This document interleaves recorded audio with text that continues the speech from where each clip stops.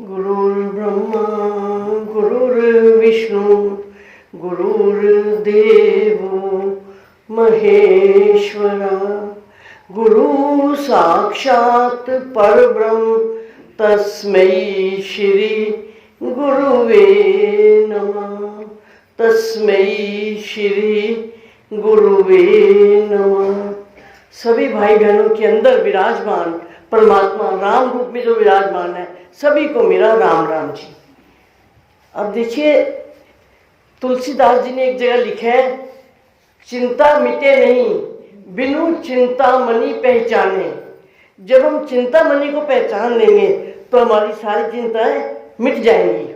चिंताएं, हम जब तक चिंताएं हैं तब तक हम प्रभु से जुड़ ही नहीं पाएंगे, क्योंकि हम हर समय चिंता में ही लगे रहते हैं। कोई शोक, कोई भय, दुख, हर समय हमारा ध्यान इधर ही रहता है कि इसका ये ना हो जाए, इसका वो ना हो जाए।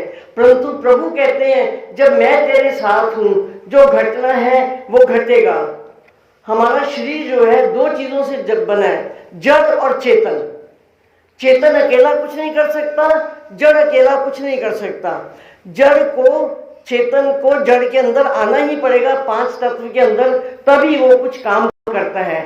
और ये देखिए, ये पशु पक्षी कीट पतंगे पेड़ पौधे सभी वही हैं। अभी जैसे भैया ने बताया, सभी के अंदर उसका सगल बसेरा है, सब के अंदर वो बसा हुए है। एक चींटी मरती है, एक पत्ता भी गिर के टूटता है, उसके अंदर भी प्रभु की शक्ति है।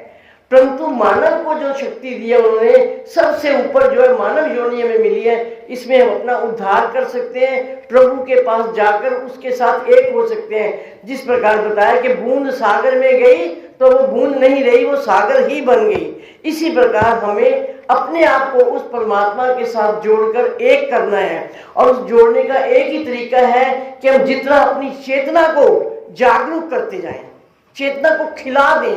वो चेतना कैसे खिलेगी? संसार, कल भी मैंने यही बताया कि शरीर से सब संसार के कर्म करने हैं, परंतु मन को परमात्मा के साथ जोड़े रखना है।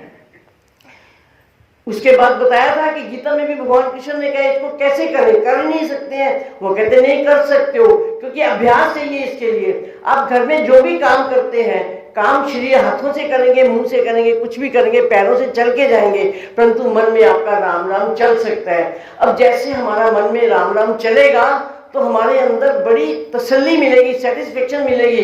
क्या? कि हम प्रभु के साथ जुड़ के काम कर रहे हैं। जब प्रभु से जुड़ के काम करेंगे, उस काम का रिजल्ट कुछ और मिलेगा। ये हमें बात पक्की बनानी है। जब उसको जोड़ के करेंगे तो हमारे में सफलता बहुत अच्छी मिलेगी।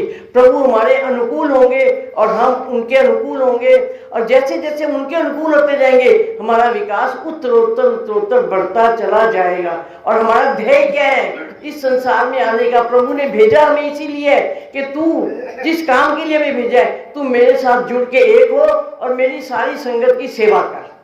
सेवा, समर्पण, त्याग, ये सब हमें प्रभु ने सिखा के भेजा है। पर हम कई लोग करते हैं, उससे मुंह मोड़ लेते हैं। हर समय हर काम के लिए तैयार रहना चाहिए। जो सेवा प्रभु दे रहे हैं कि वो हमें विश्वास करना चाहिए कि ये प्रभु ने हमारे लिए भेजी है।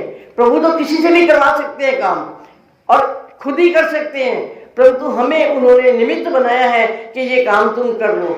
हमें ऊंचा उठाने के लिए, हम अगर अच्छा काम करेंगे तो हमें भी हौसला होगा, हम और ऊपर बढ़ेंगे कि हम और अच्छा करें। इसके लिए एक दो पॉइंट्स में छोटे छोटे टिप्स बताना चाहती हूँ, जो मुझे रियलाइज हुए और फील हुए।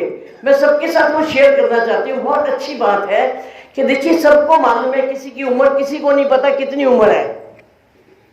इतनी उम्र में हम अपने आप को जागरूक रखें, कभी भी किसी बात से किसी का दिल ना दुखाएं, किसी का दिल ना दुखाएं।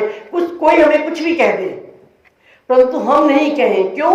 उसने जो कह दिया उसके कर्म उसके साथ। अगर उसका उल्टा जवाब मैंने भी दे दिया तो मेरे भी कर्म खराब, उसके लिए फिर मेरे संस्कार बन गए, मैं बंधन में आ गई।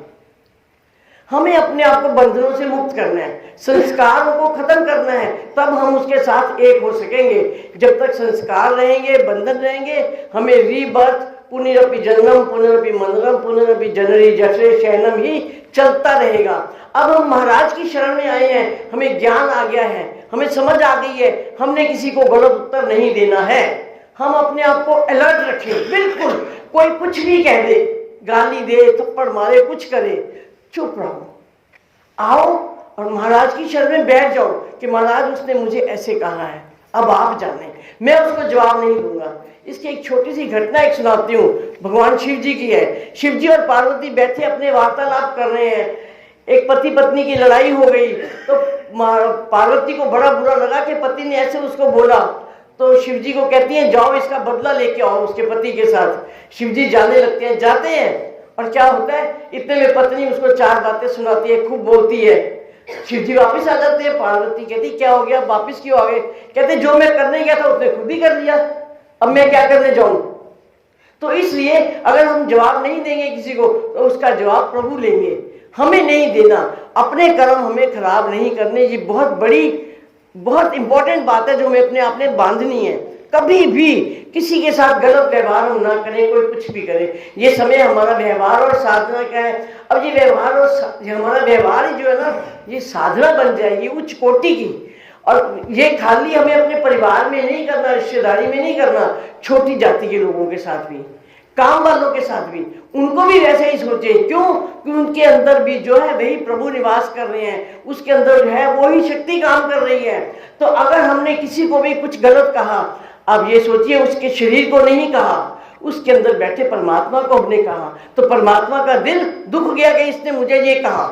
तो हमें अगर किसी को कुछ कह दिया तो दिल दुखेगा परमात्मा का, तो हम परमात्मा का दिल तो दुखाना कोई भी नहीं चाहता ना, कोई नहीं चाहता कि हम परमात्मा का दिल दुखाएं। तो उसको नहीं लगा, क्योंकि वो तो शरीर है, वो तो पंच भौतिक तत्व है, शरीर खत्म हुआ खत्म, उसको कोई परवाह ही नहीं है। ये आत्मा ही है जो उठ जाएगी, नीचे गिरेगी, आत्मा से ही हमने ऊपर चढ़ना है। अपनी जैसे अच्छे अच्छे काम करेंगे उतनी हमारी चेतना खिलती चली जाएगी और उसके अंदर पुराने संस्कार दबे हुए सब नष्ट होते जाएंगे और प्रभु से हम एक हो जाएंगे। संस्कार जगने का क्या है, कहते हैं जिस प्रकार कितने वर्षों से कमरा अंधेरे में बंद पड़ा है, कुछ जो इतने सालों का गंद भरा हुआ है, लाइट नहीं है, बिल्कुल डार्क रूम है, एक दीपक जलाने की जरूरत है, पूरे इतने समय का अंधेरा खत्म हो जाता है। इसी प्रकार हमारे अंदर भी जो अंधेरा है उसको हमने दूर करना है। अंधेरा क्या है? हमारी कालिमा, ये कालिमा है, बुरे बुरे विचार हमारे अंदर आते हैं। जब हम इन विचारों से दूर हो जाएंगे, सब विचारों को शुद्ध करके पहचान के बोलने हैं। विचार जो हमारे अंदर विचार आते हैं वही हमारे शब्द बनते हैं, फिर वो शब्द जो बनते हैं वही हमारे कर्म बनते हैं, जो हमारे कर्म होते हैं वही हमारे संस्कार बनते हैं। विचार अच्छे रखेंगे तो शब्द भी अच्छे होंगे, शब्द अच्छे होंगे तो कर्म भी अच्छे होंगे, तो संस्कार भी अच्छे होंगे। देखिए क्या कहते हैं एक छोटा बच्चा, अब ये छोटे से बच्चे ने हमें भजन सुनाया, कितना अच्छा उस बच्चे ने भजन सुनाया, ये उसके संस्कार नहीं है। और संस्कार कौन देता है? माता पिता देते हैं, अपने आस पड़ोस से बच्चा सीखता है। ये पुरानी पूंजी होती है, नहीं तो कितने सबके घर में छोटे बच्चे हैं, कौन ऐसे भजन सुना रहे हैं? ये पुरानी पूंजी है, संस्कार है। तो ये संस्कार हमने एकत्रित करने हैं। यहाँ हम आए हैं सब साधकों भाई बहनों के बीच में, जिसमें जो अच्छी अच्छी बातें हैं उसको हम ग्रहण करें। कभी भी किसी को ऐसी बात ना कहें जिससे उसका दिल दुख जाए। दिल दुखाना बहुत बुरी बात है। और देखिए हम जो काम करते हैं, प्रकृति के जो नियम है, 3 गुणों से ही हम काम करते हैं, सत्वगुण, रजोगुण, तमोगुण। सत्वगुण में जो काम करता है, सत्वगुण क्या है कि सोने की चेन है, चेन सोने की है वो भी गले में बंधन है, चेन लोहे की है वो भी गले में बंधन है। हमें बंधन मुक्त होना है। सत्वगुण भी करके कहना, गीता में कृष्ण जी ने कहा त्रिगुणातीत, हमें तीनों गुणों से परे होना है। सत्वगुण का भी हमें फिर वो लालच रहेगा कि मैंने ये अच्छा काम किया, इसका मुझे फायदा मिले। और रजोगुण है, मोह में रहता है मैं ये भी इकट्ठा करूं, ये भी इकट्ठा करूं, ये भी इकट्ठा करूं। और तमोगुणी की है, आलसी परमादी, वो कुछ करना ही नहीं चाहता। तो हमें सब कुछ करना है परंतु सबसे अटैच नहीं होना, अनअटैच होकर सब काम करना है, निष्पक्ष होकर, निष्काम भाव से सब काम करना है। और ये नहीं करना कि मैंने इसको आज 1 गिलास पानी पिलाया है, इसके बदले में ये भी मेरा भला करे, कुछ मेरे को भी अच्छा करे, कुछ नहीं करना। देखिए एक बार किसी ने ऐसे ही अच्छा काम किया तो उसने इन रिटर्न उसको कुछ देना चाहा। वो कहता नहीं, मेरा फर्ज था, मेरे आगे ड्यूटी आई, मैंने ये काम कर दिया, मेरे को इस बदले में कुछ नहीं चाहिए। किसी समय बाद कोई व्यक्ति उसके साथ आया, उसको मुसीबत आई, उसने काम किया, वो कहते हैं कि तुमने कभी अच्छा काम किया था, ये रिजल्ट उसका तुम्हें मिला है। इसी प्रकार हमने भी अच्छे काम किए हैं, जो इस महाराज के इतने उच्च कोटि के संत कोटि की उच्च संत कोटि चरण में आज बैठे हुए हैं। इन्होंने हमें सब प्रसन्नता से हमें एक्सेप्ट किया हुआ है, हमें बुलाते हैं। कैसे हम खुशी खुशी भागे आते हैं कि हमारे गुरु महाराज का जन्मदिन है या गुरु पूर्णिमा है। और देखिए, हमें कुछ भी काम आ जाए घर में, अगर यहाँ पे शिविर है तो हम नहीं छोड़ पाएंगे कि हमें वो सब छोड़ना मंजूर है, शिविर में तो हम जरूर जाएंगे। ये सब भी जो होता है ये सिर्फ महाराज की कृपा से ही होता है। अपने बल से कोई यहाँ नहीं आया, ना अपने बल से कोई काम कर सकते हैं। हम एक बूंद पानी भी अपने बल से नहीं पी सकते, वो भी वही उनका हुक्म होगा तभी कर पाएंगे। कहते हैं जिसके सिर ऊपर तू स्वामी सो दुख कैसे पावे। तो हम दुखी हो ही नहीं सकते हैं, सिर्फ ये उस समय थोड़ी देर की कल्पना होती है। मैंने आगे भी बताया, सुख सपना है और दुख मेहमान है। कितनी देर सुख रुकता है, सुख आता है वो भी जाएगा और दुख आता है वो भी जाएगा, रुकने वाला कुछ भी नहीं है। क्यों कि ये संसार है ही गतिशील। संसार का मतलब क्या है, धीरे धीरे सरक रहा है।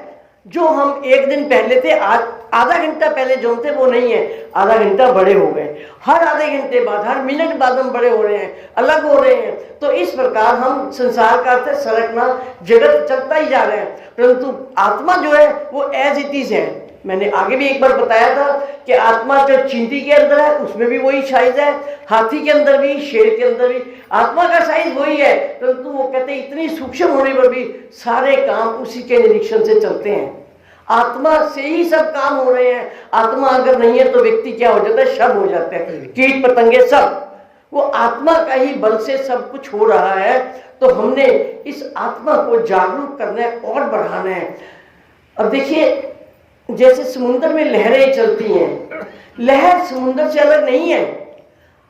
लहरें, अब समुद्र के आगे खड़े होकर देखिए कितनी लहरें चलती हैं, लहर को बाहर निकालने को चलेगी, वो कुछ भी नहीं है। वो लहर तो उसी समुद्र का हिस्सा है। इसी प्रकार हम भी जो है उस परमात्मा की अंश आत्मा रूप है, उसी से हमारी सत्ता है, उसके बिना हमारी कोई सत्ता ही नहीं है। तो हमने परमात्मा से जुड़कर ही काम करने हैं। और इसके बाद है कि हमने अपने आप को कहीं पर भी कर्ता नहीं मानना है। कर्ता तो कभी भी मानना ही नहीं है, क्योंकि करने वाले हम नहीं हैं। अंदर उसकी शक्ति से हमारे द्वारा काम हो रहा है। जो भी काम हम कर रहे हैं, छोटा बड़ा जैसा भी, अच्छा बुरा, वो भी नहीं करवा रहे हैं। तो हमें हर समय उसका धन्यवाद देना चाहिए और नाम जपते रहना चाहिए। देखिए, इसका अभ्यास करना पड़ता है, नाम जपने का मुश्किल नहीं है, बस अभ्यास चाहिए। और वैराग्य कहते हैं गीता में दूसरे 6 अध्याय में श्लोक है, अभ्यास और वैराग्य से तुम सबसे छूट सकते हो। वैराग्य क्या है, सब चीज़ों से अनअटैचमेंट, इतना लगाव नहीं रखना। क्योंकि आज कामना क्या है, आज एक वस्तु की कामना जाग रही है, वो हमें मिल गई, बहुत लगे रहे, बहुत कि हमें जी चाहिए ही चाहिए, मिल भी गई। जब वो चीज़ हमारे पास आ गई, उसकी वैल्यू हमारे लिए जीरो हो जाती है। 2 दिन 4 दिन खाई या पहनी जो भी है, उसके बाद क्या हो गया, नई कामना जग पड़ी, अब तो ये देखे, अब तो हमें ये चीज चाहिए, वो हमें मिल गई, जैसे तैसे करके हमने वो ले ली, फिर तीसरी कामना जग गई। कामनाएं तो कभी शांत होती ही नहीं है। अब हमने यही साधक है, हम साधक बने और उच्च कोटि के साधक बनना है हमें। तो ये कामनाओं को खत्म करना है, जितना है उतने में संतोष करना है। कहते हैं जितना प्राप्त है, जितना प्राप्त है उतना पर्याप्त है।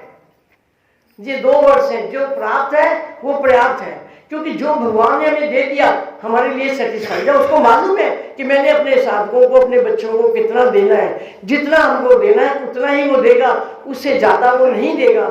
क्योंकि उससे देखिए, जिस प्रकार के एक बच्चे को माँ ज्यादा खाना नहीं देगी कि इसको वॉमिट आ जाएगी, इसका पेट खराब हो जाएगा, इसी प्रकार प्रभु भी जानते हैं अगर इसको बहुत ज्यादा दे दिया तो इसको क्या होगा, पेट खराब इसमें नहीं होगा, धन दौलत में इसको घमंड हो जाएगा कि मैं बहुत ऊंचा हो गया, मैं बहुत बड़ा हो गया। तो प्रभु उतने ही सीमा में रखते हैं कि जिसमें इसमें घमंड ना आए, ये ऊंचे से नीचे गिर ना जाए। प्रभु हमारा हाथ थामे रखते हैं, हमें गिरने नहीं देते कि तुम्हें अगर घमंड आ गया तो ऊपर से एकदम से नीचे आ जाओगे। तो हमें नीचे नहीं आना है, अपने आप को महाराज के चरणों के साथ जोड़ के देखिए, उनकी चरणों की धूली इतनी पवित्र कर देती है। कि हम कहाँ से कहाँ पहुँच गए हैं। सभी साधक आपस में एक दूसरे में देखते हैं कि हमारा विकास कितना हुआ है। और गीता में कहा है कि जब तक शरीर है, शरीर यात्रा जब तक है, तो कर्म तब तक चलते रहेंगे। अब ये नहीं सोचे कोई बेड रिडन है तो उसका कोई कर्म ही नहीं हो रहा। बेड रिडन होने पर भी कर्म चलते रहते हैं। कैसे कैसे चलते हैं कर्म? जो बेड रिडन है वो क्या काम कर सकता है? सांस ले रहा है, खाना खा रहा है, अंदर मन में विचार आ रहे हैं, वो भी कर्म हो रहे हैं। और उस समय भी हमें अपने कर्मों के ऊपर नजर रखनी है कि हमारी ओर से कहीं कोई गलत काम ना हो। कई लोगों को देखें जब बीमार हो जाते हैं, बिस्तर में पड़ते हैं और इरिटेशन हो जाती है। कोई सेवा करने आता है तो वो सेवा करते समय 10 बातें सुनाते हैं, बोलते हैं मैं तेरे को कब से बुला रहा, तू नहीं आया, इतना कुछ बोलते हैं। इस प्रकार हर समय संतोष रख के, अपने अंदर सब्र रख के उस बात को आगे बढ़ते चले जाना है। बस हमारी एक ही ड्यूटी होनी है कि हमने अपने बंधनों को काट के बंधन से मुक्त होके जाना है। एक व्यक्ति ने पेड़ को कस के पकड़ लिया और चिल्ला रहे मुझे छुड़ाओ, मुझे छुड़ाओ। अब कोई छुड़ाए? जो आते हैं वो कहते हैं हम क्या छुड़ाए, हाथ हटाओ पेड़ से, छूटे पड़े हो आप तो।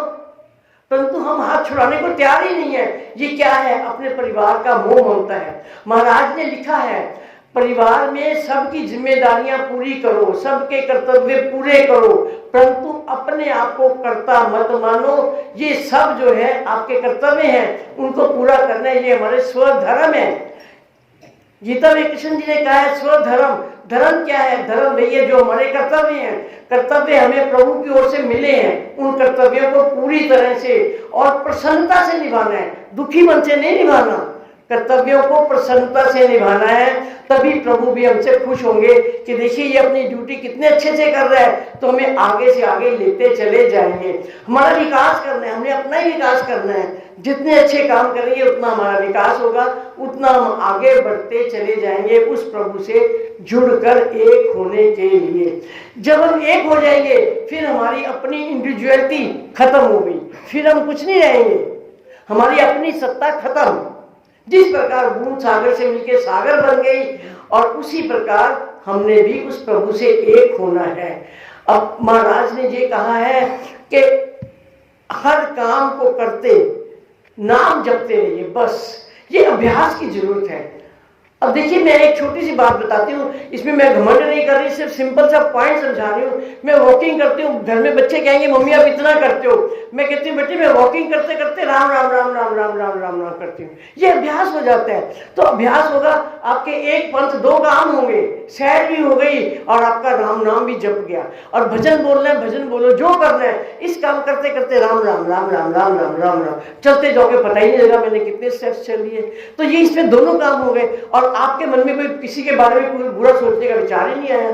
अगर हम राम राम ही करते रहेंगे तो किसी की गलत काम के नजर नहीं जाएगी कि उसने ये कर दिया, उसने ये कर दिया, क्योंकि हमारा ध्यान तो अपने काम पे है, हम तो उसको देख ही नहीं रहे कि उसने क्या किया। तो इस प्रकार अपने आप को हमने अभ्यास डालना है कि हर समय राम से जुड़े रहें।